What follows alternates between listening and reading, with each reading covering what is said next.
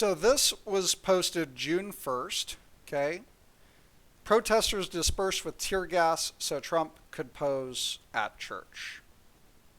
He did not pray, said Miriam E. Bood, the Episcopal Bishop of Washington.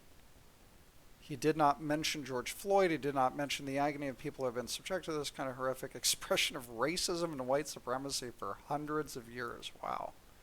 Well, last I checked, there's not a lot of white people in Africa. I think maybe they could go back to Africa if they're unhappy here. I hear it's a great place. I mean, that movie Black Panther, it looked just amazing. I encourage all of these people who are tired of the racism in America to go to Wakanda.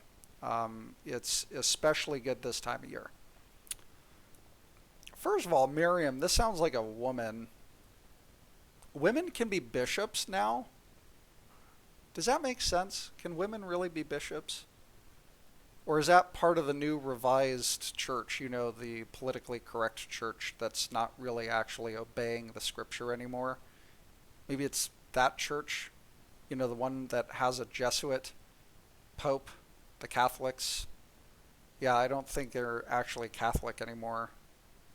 I even think they're pro-abortion nowadays. If they're not, that's going to be next. Why is she a bishop? And why is she saying this? Why should he mention George Floyd exactly? What does this have to do with him? Are you implying that Trump is a racist?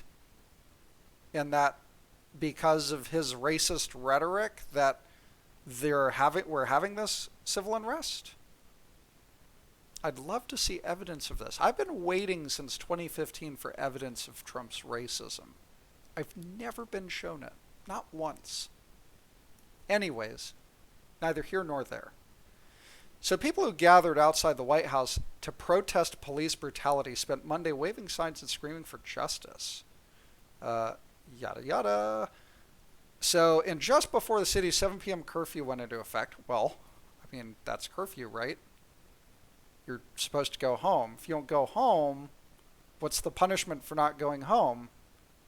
Is there no punishment? If there's no punishment, there's no curfew, right?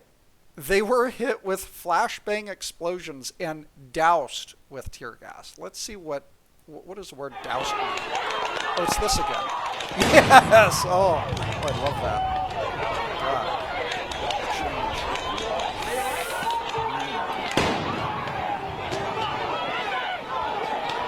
Yeah. Oh. Woo! Look at that.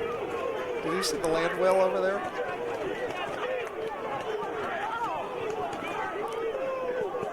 This is Sparta! Yeah. Okay. All right.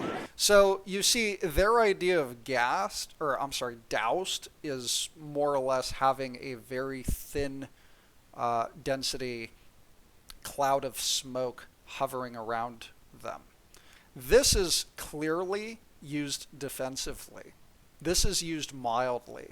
This is to clear a path that is supposed to be clear anyways. Notice these people, they're protesting in the middle of a road. Okay?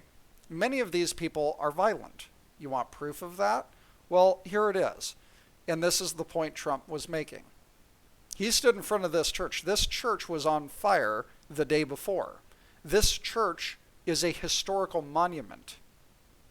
This isn't just some church. This is an important national building that these people, not all of them, but definitely some of them, definitely a sizable portion of them, took part in trying to burn to the ground.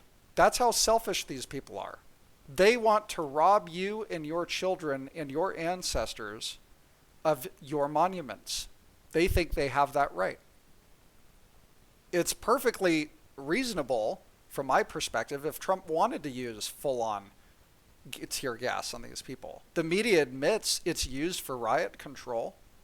They admit that there's a family of compounds, right, that are known as tear gas. Colloquially, though, there actually is a tear gas that is considered tear gas, and it is not pepper spray. Go buy pepper spray. Tell me what it says on the label. It doesn't say that it's tear gas. And the reason for that is because pepper spray is a spray. It's not a gas, first of all. If they want to play the disassociation game, it needs to work both ways. They're trying to backtrack because Trump called them out on their bullshit when he said, hey, we didn't use tear gas. We used pepper balls. And they go back to this generic, oh, well, tear gas could be anything that makes your eyes water. Right? So when you're cutting onions, just stop calling it an onion, man. That's tear gas. You're gassing your family. When your wife is making you dinner, do you realize what you're subjecting her to? Tear gas. You're eating tear gas. Oh, I'd like onions with that. Oh, you want tear gas, do you? I'll get you tear gas. I'll make sure your burger has extra tear gas. Don't worry. You're just sitting there asking yourself, what the fuck did she, what?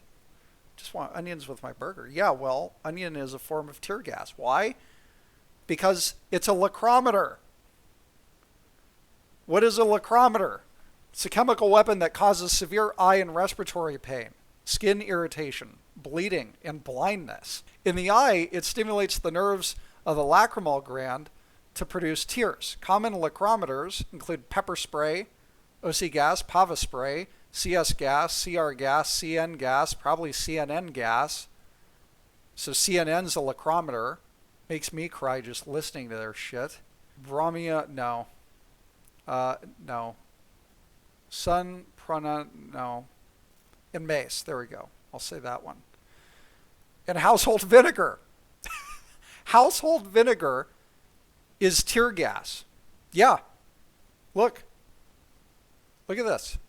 So the media is basically saying that everything from vinegar to CNN gas to mace to pepper spray, my God, everything is a lacrometer. You know what? With the amount of crying the left does over Trump, that makes Trump a lacrometer. So what is their point exactly? That because anything under the sun is tear gas, that Trump has to be wrong about his protesting of the use of tear gas? Really? And hello, let's remember, the rioters, he should be using tear gas, but it seems like he was using something much more mild than tear gas. This is tear gas. Damn. Arr, matey. He's gonna freaking, now all he needs is maybe to lose a leg, put a wooden stump there. He could be Captain Hook, maybe a hand. Captain Hook, hero of the resistance. This happened a few days ago. Had nothing to do with Trump. He got hit in the face by a tear gas canister. I'm not going to go into detail about it, but let's just say that was a good shot.